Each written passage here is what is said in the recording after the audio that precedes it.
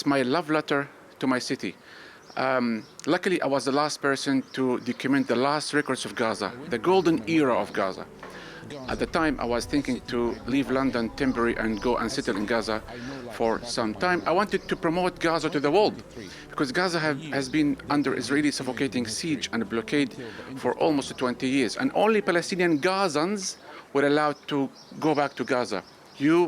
Millions around the world, they were denied the luxury to come and visit us in Gaza. So I'm touring the world, showing beautiful Gaza to millions around the world. Because unfortunately, everything I filmed destroyed. And many people who were featured in this film, they were killed, including members of my family. We have experience in our history of oppression, and the fact that it's the so-called Jewish state that is now oppressing Palestinians doesn't mean we shouldn't be standing up. And actually Jews around the world are standing up in ever-increasing numbers. And really helping, being part of the movement that's changing public opinion. And unfortunately, we have to speak up as Jews because the Israeli government and a lot of the, what I would call the Jewish establishment, who absolutely collate Judaism, Zionism, anti-Zionism with anti-Semitism, they claim to speak on all our behalf. So we have to stand up and say, no, it's not the opinion of all Jews. It's obviously a subject that people feel very strongly about. Jews around the world, in Gibraltar and elsewhere, will say that they feel threatened or that they feel that they're at risk because of the message being spread, which fuels anti-Semitism. What would you say to the suggestion that films like this are fomenting that sort of attitude? Well, I've seen the film. There is no mention of any anti-Jewish expressions at all. They don't exist in the film. They're talking about, in fact, the beginning, and my understanding is Yousef made the film to show the beauty of Gaza. And it was only because shortly after he came back, presumably when he was editing it, that the genocide began, that the attacks on Gaza began in such extremity that had to be included.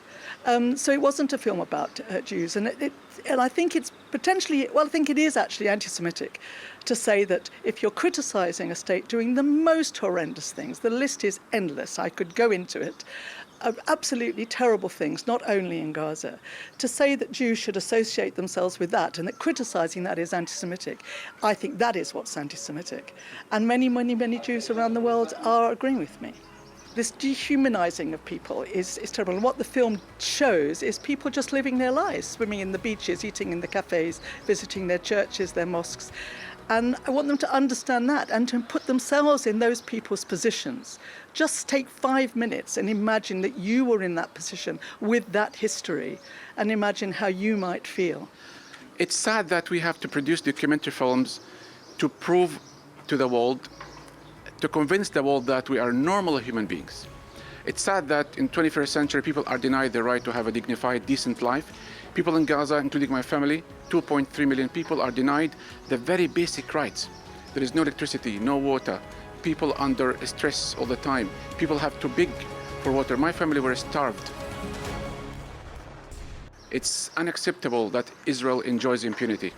And when you show your rejection to Israel's policies, this is normal. We don't criticize the Jewish community.